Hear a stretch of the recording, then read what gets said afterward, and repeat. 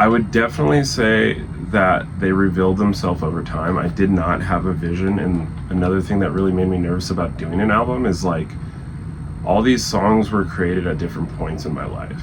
They were never created intentionally to be a part of an album. They were all going to be releases, and with that, I found them to be very similar in elements and ways that I did not expect. And with that, putting them all together allowed them to be very cohesive, and that made me very excited to consider an album. It's something that I've never done before, and I actually would like to do more of them. I think with allowing all these tracks to come into a clear state of being, it allows, again, a listener to really see what that person's going through, or creativity or mindset. And I enjoyed every bit of it.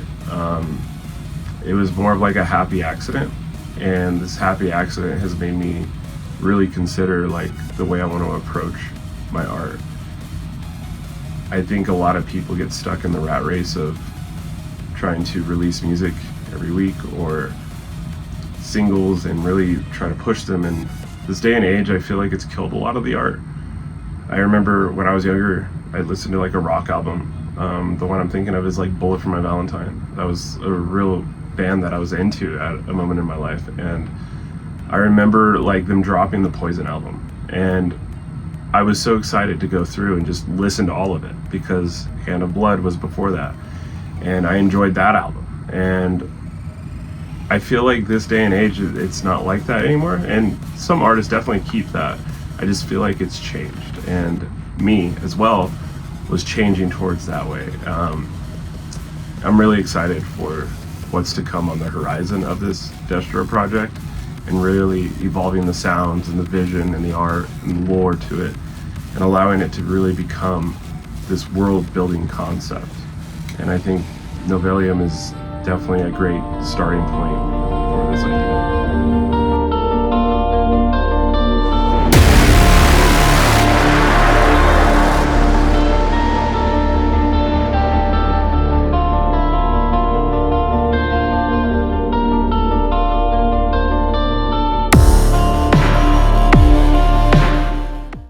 So I feel like I really discovered through this process of where I want to take my design and flow state. In some of these tracks, you can really identify where I think the strong suits are. The melodies really complement some of the bass sounds, and allowing that rhythm to really set forth and take the drive of the track. I enjoy that a lot. I like dubstep and I like melodic music, and melodic bass is kind of like what I like to go for, but then I also like to change the rhythm between like psytrance and drum and bass, house, dubstep, and try to combine those to make it a cohesive piece, like another language. And I know a lot of that stuff has been created, but I try to make it more in its own sense of like a soundscape, allowing the listener to be taken from this world to another, and allowing them to sink them into a different state of trance, whether it be physically in this world or another. And with that, I really strive to push that boundary a lot more, even in my more upcoming tracks that are even not a part of this album. I really understand the grasp of what I think DEZTRO is going to be, and I can't wait to show that to everyone, and this itself is kind of those foundation steps of making that happen. I think the listener might find a little emotion in every piece of melody, and hopefully it's for the better, and maybe the other way around too. So I let that be as it is and let them enjoy as they will.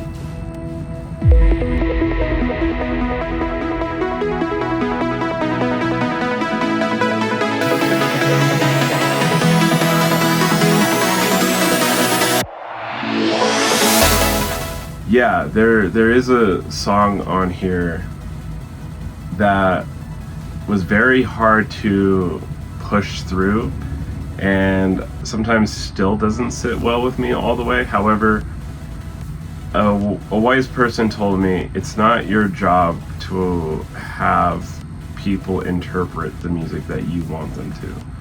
that's on them, and your job is to simply create.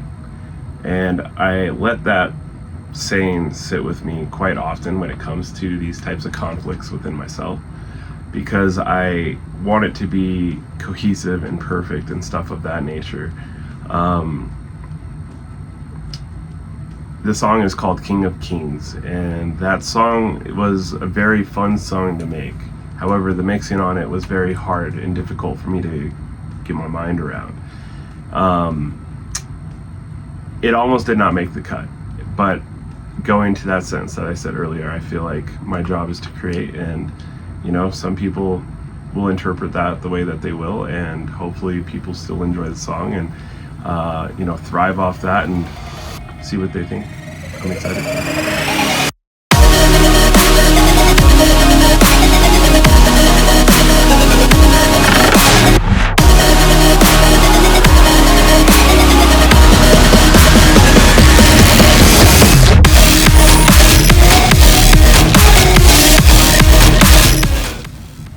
So this was kind of a hard concept to also get around. The reason being is because, like I said, this album was not created to be an album at first. These were songs that I just created over time.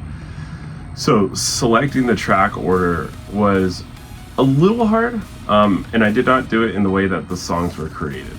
I don't feel like that would have made sense, just kind of going off of that. So what I did is I allowed the songs to kind of speak to me as if this is how I would listen to this. I tried to go with a more melodic, calmer vibe, allowing you to kind of settle into this sound and allow that to bring you into other genres and rhythm and feeling. I would say more midway through the album it becomes a little bit more aggressive, and then it smooths you out, and then it hits you a little bit harder again at the end. And I think that was the best fit for the song order, and hopefully that challenge comes to be a good thing in the outcome of this album. So it was a little difficult, however I think they will complement one another very well.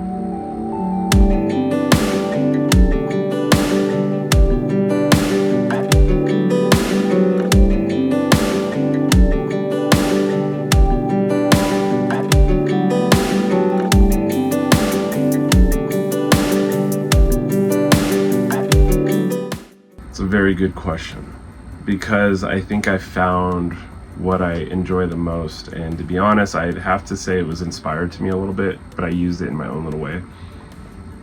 Sonny Moore Skrillex had a song called Scary Monsters and Nice Sprites, and most people probably know that song. But the title of that is really what I resonated with. Is I wanted things to be big and possibly even scary, but also have a little guide on top through the chaos.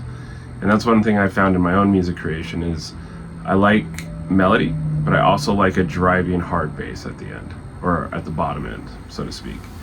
So with creating, I try to find this light or this beautiful bliss of emotion, and allowing that to guide you through this journey, but also trying to dodge all of the chaos that you're going through while listening to it.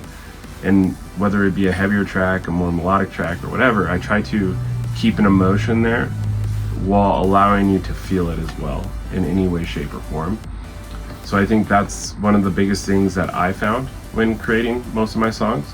And even to this day, I try to keep that in the back of my head, because I'm very involved with that type of music already in my own type of listening and enjoyment. So I like to keep that in my creation as well.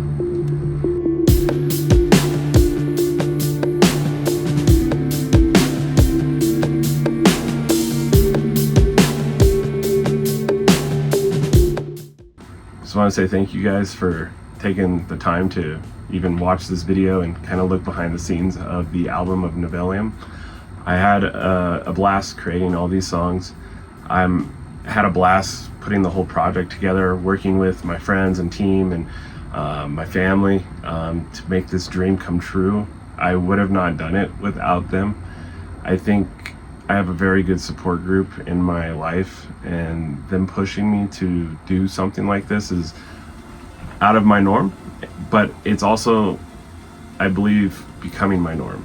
I enjoy this a lot more, and I love making art, and I think albums can speak to the listener quite a bit, as you can sit there and take time and enjoy the songs, or even if you don't enjoy the songs, you can skip it to the next one, and maybe you'll like that or resonate with that more. And I think this is going to be a big stepping stone for the DEZTRO Project. I have a lot of exciting things, but I just first off wanted to say thank you guys for supporting me for however many years you have been with me. I know the DEZTRO Project has been going on for quite some time, and I've been learning and never stopping. And I appreciate all those who've ever supported me along this journey and take the time to listen to it and, enjoy it. So I will catch you guys on the next one, and thanks for taking the time to check this out.